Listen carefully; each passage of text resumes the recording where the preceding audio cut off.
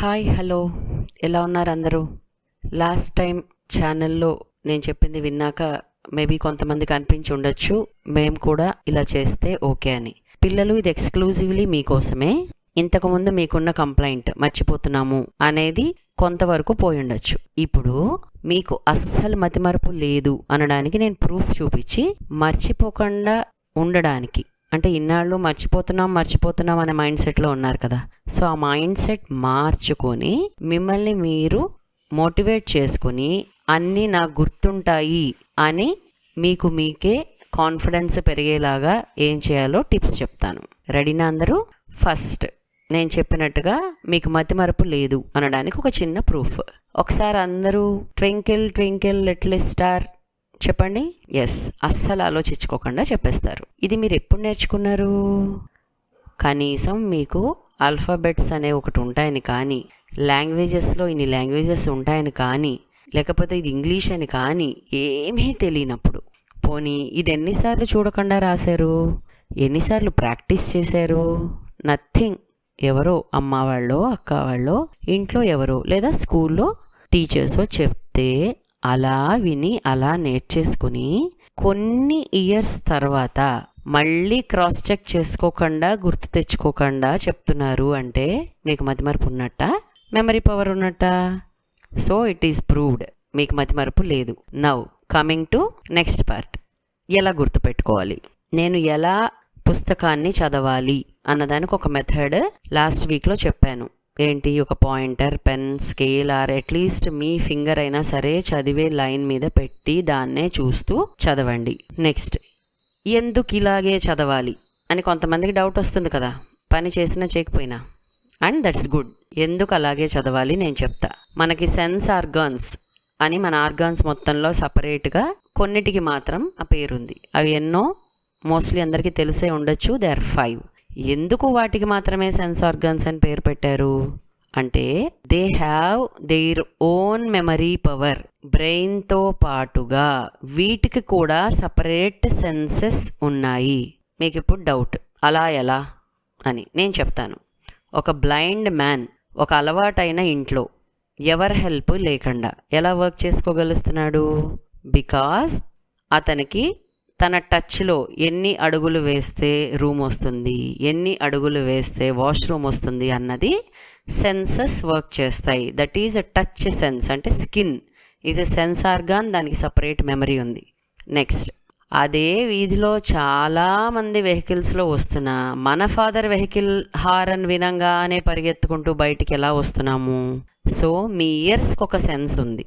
అంటే మీ father vehicle horn మీరు గుర్తుపట్టగలరు ఎంతమందిలో ఉన్నా. నెక్స్ట్, కళ్ళు మూసుకుని కూడా నాలుక మీద పెట్టంగానే చూడకుండా అది ఏ టేస్టో ఎలా చెప్పగలరు? అంటే నాలుకకి కూడా సెన్స్ ఉంది. That is memory power. ఇలా ఈ 5టికి మాత్రం. సరే, ఐస్ సెన్స్ కూడా చెప్పాలి అనుకుంటే మీరు రోజు ఒకే వేలో వెళ్తున్నారు, లేదా మీ ఇంట్లోనే మీ ఫస్ట్ రూమ్లో కార్నర్లో ఒక చిన్న రౌండ్ టేబుల్ మీద ఒక ఫ్లవర్ వాజ్ రోజు పెడతారు. సడన్గా ఒకరోజు మీరు ఇంటికి వచ్చేసరికి అక్కడ టేబుల్, ఫ్లవర్ వాజ్ 2 లేవు.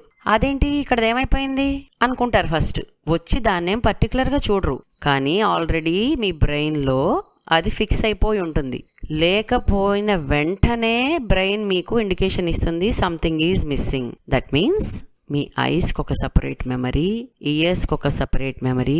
సేమ్ విత్ నోస్, వాసన కూడా అంతే. మీరు వాసన చూసి చెప్పగలరు ఏది ఏ స్మెల్ అని. మరి ఇన్ని మెమరీ పవర్స్ ఉన్న మీకు మతిమరుపు ఎలా ఉంటుంది? మర్చిపోవడం అనేది ఉంటుందా?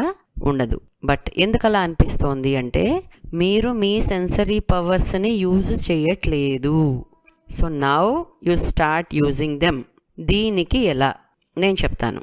యూజువల్గా మీ అందరూ notebook, textbook or whatever it is, ఏదైనా exam related or homework related చదవాలి అనుకున్నప్పుడు బలవంతంగా ఒక 4 లైన్లు లేకపోతే ఒక 4 క్వశ్చన్ ఆన్సర్స్ చదివేసి నెక్స్ట్ క్రాస్ చెక్ చేసుకుంటారు, ఇది నాకు వచ్చిందా లేదా అని. దీనికి డిఫరెంట్ మెథడ్స్.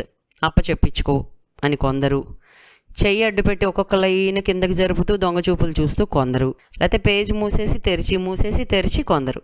అంటే మీ మీద మీకే డౌట్. ఇక్కడ మీరు మీ సెన్సరీ ఆర్గాన్స్ని ఉపయోగించట్లేదు. అట్లా కాకుండా అసలు మీ మీద మీకు డౌట్ ఎందుకు, నేర్చుకుంటే వచ్చేస్తుంది కదా.